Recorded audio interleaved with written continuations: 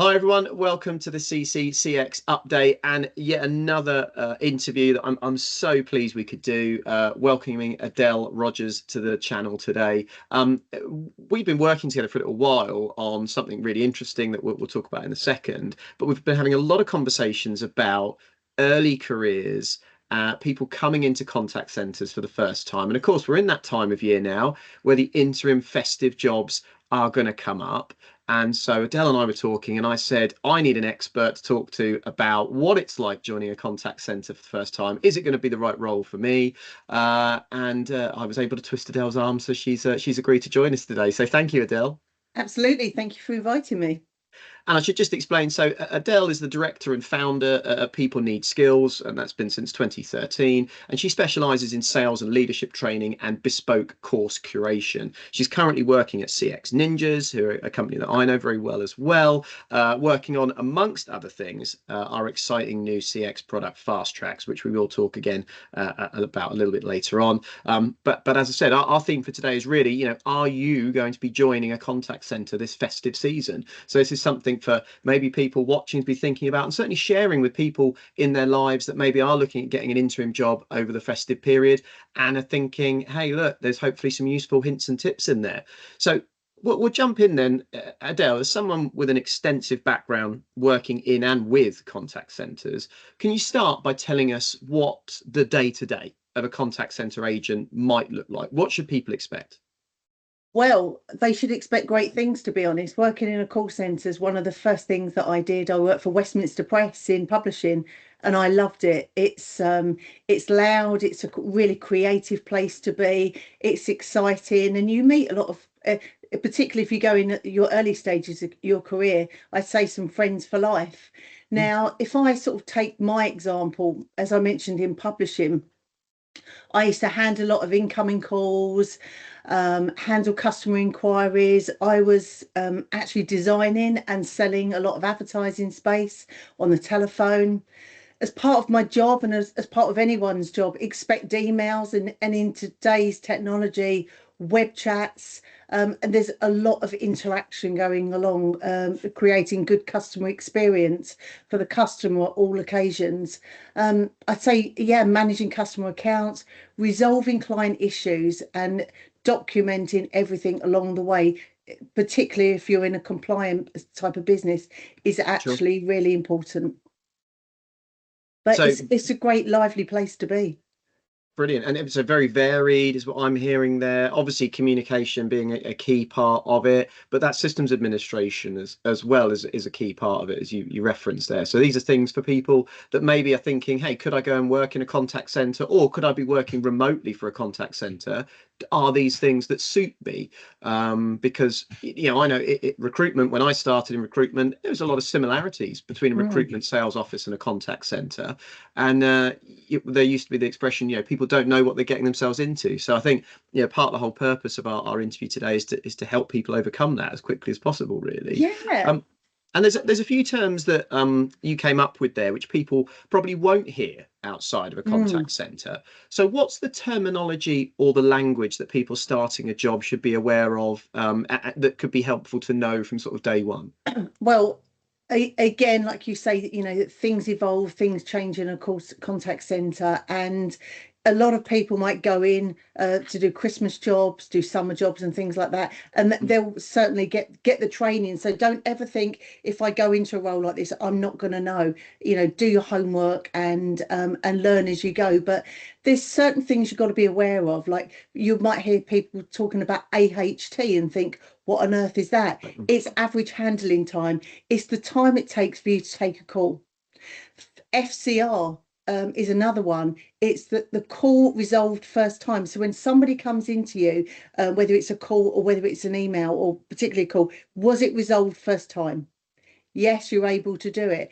And the actual thing on this, on actually some systems though, sometimes people can handle that call so well, the customer might come back and say thank you on an email, and then it actually throws the FCR out. So, but don't ever put, you've always got to be polite all the time, professional, and just be you. Call queue, it's really simple. The amount of people who are waiting in a call to have their call answered. One of the key things, if you're working in a call center and you might need to take documentation down, is a wrap up time. So a wrap up time, essentially, you hang the call up, and then the system will go into what I call a pause reason for a documented amount of time, and that allows you to take the notes, maybe put a note in your diary, anything that you need to do to be able to create good customer service and be able to speak to that customer the next time. But actually, for any agent or person within your business, be able to go to that document and actually read all the information that they need to be able to do. Escalation, another one. You're working on a case, you're speaking to someone, you're struggling, you need help. Escalation is basically the means to be able to pass that issue on to someone else. It might be a colleague, it might be a line manager, it might be someone within another department, but someone to be able to support you within that within that query. I'm just trying to think of some others. Blended agent is a good one. You handle Great one. both incoming and outgoing calls as well.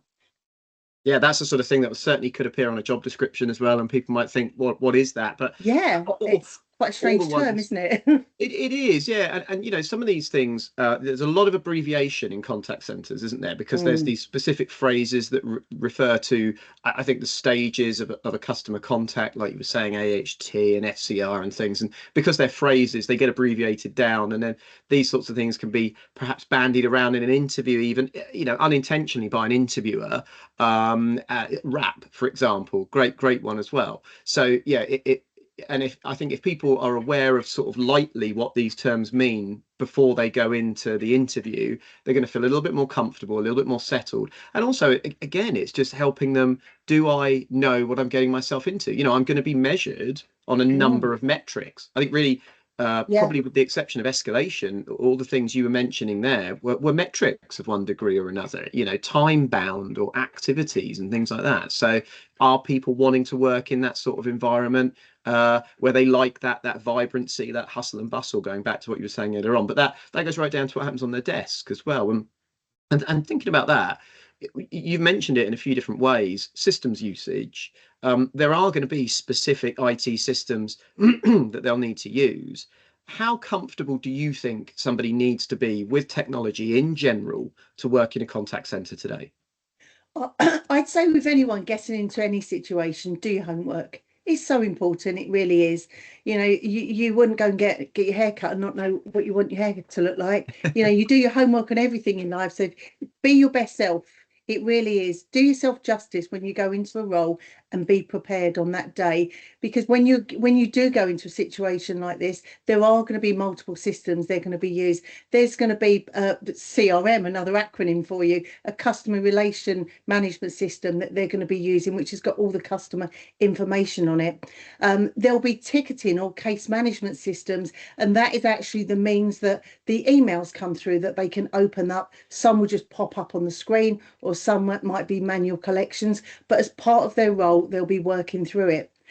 They might be working on a chat bot as well, where a customer might be talking to them via a website, and it may have been diverted to them to help them with any questions that they might have. But basic computer skills, I'd say, is essential, really, and really the ability to sort of, grow your understanding, ask questions. In most cases, you will be taught as you develop and as you grow your skills. But yeah, just put a bit of homework in there. Google should be your friend, and just see what you can do before you get there. So when you meet your line manager, you can wow them with all your knowledge that you've got so far. Well, that's exactly it, isn't it? I think that it's being prepared. It's one of the things that I talk to candidates a lot about when they're going into interviews.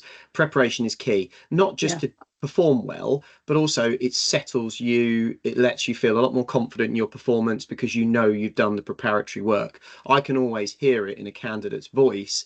If they're going into an interview and they're not 100% sure they've done the right groundwork. absolutely. And I would say large majority of the time, those candidates don't pass that interview. And I don't just think it's because of the lack of preparation and research. I think it's that lack of centered calmness that comes from knowing you have done it. So you're constantly nervous about the next question that's going to be asked because you know there are gaps in your knowledge. Whereas if you've done your research, Google's your friend, you've listened to this video, you've used fast tracks, we'll come on to that in a minute. Absolutely. You are going to be so better, so better prepared. Forewarned is forearmed, knowledge is power, and all those other great cliches.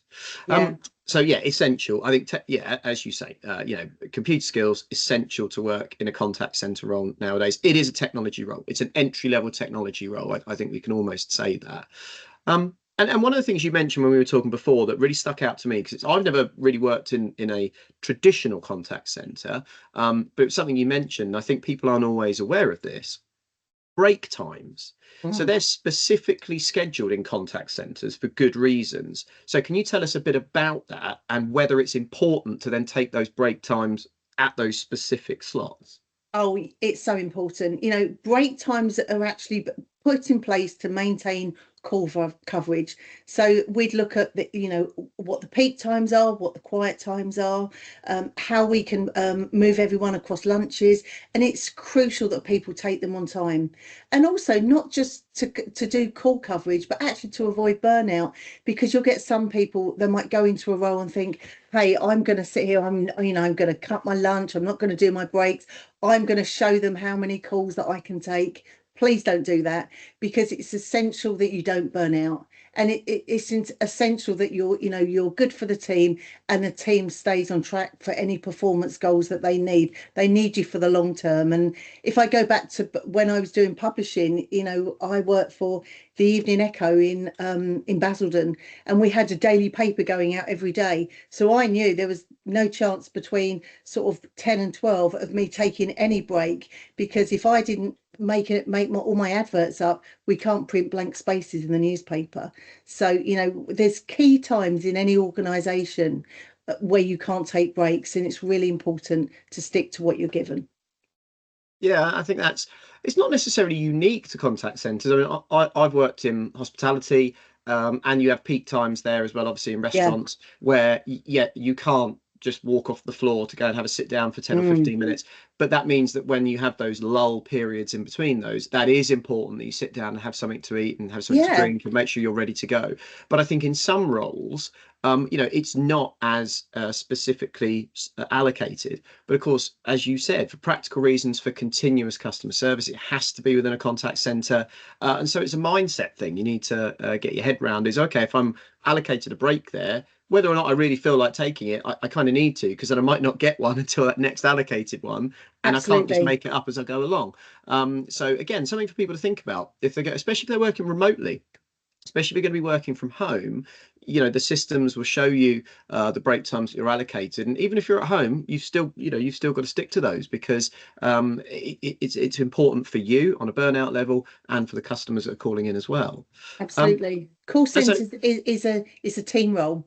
It's not about individuals, it's about working as a team. And part of taking your breaks at the right time is being part of a team.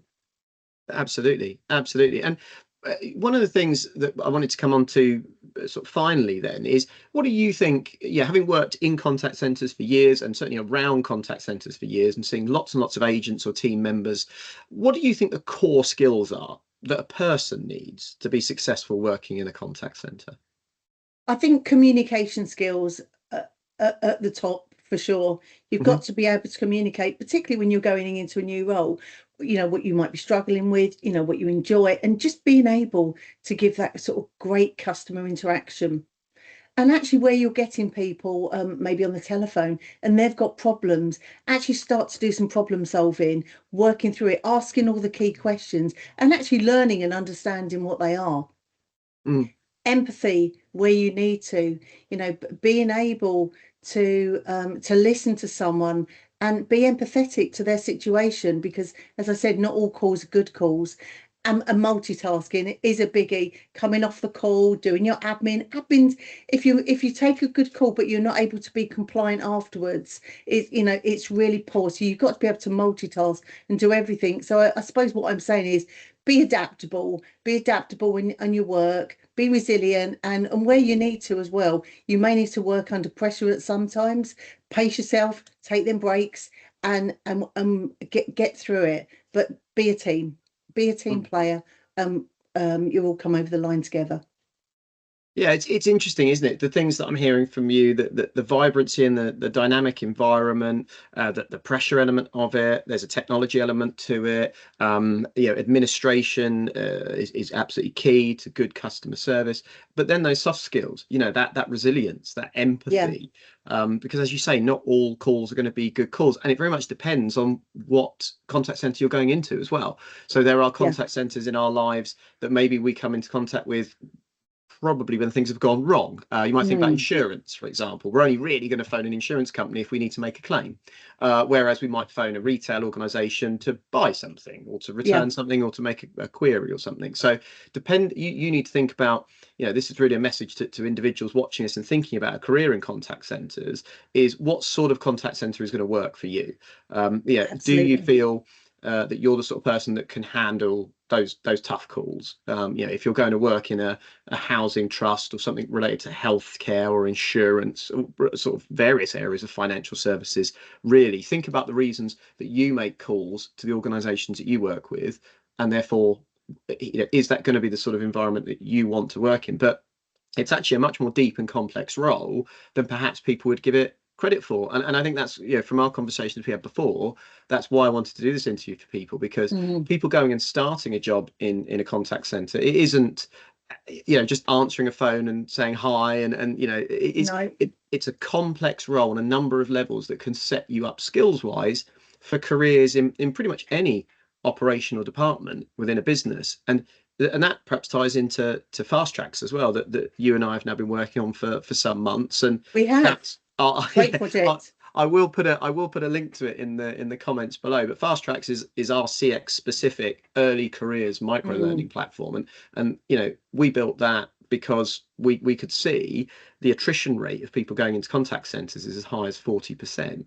And that's burning people out, like you yeah, were saying earlier on. absolutely. It's a project that's really close to my heart, or our hearts, because I took myself back to when I went to work at Westminster Press and thought about what tools did I need when I went into that job, and I've sort of worked backwards from that, and being open. As I said, I went into publishing.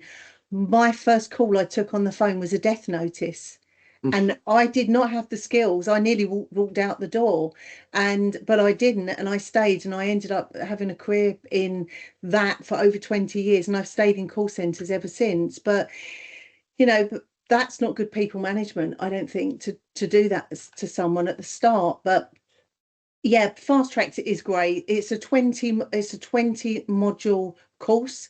It's micro courses. It's got videos in it. It's got reading materials in it. It's got activities in it.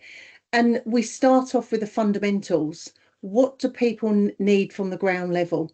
So we start at the fundamentals, as I said, then we look at the skills. What do people need? The problem solving, the communication. What effective strategies do they need to be able to work in this particular environment like a trusted advisor?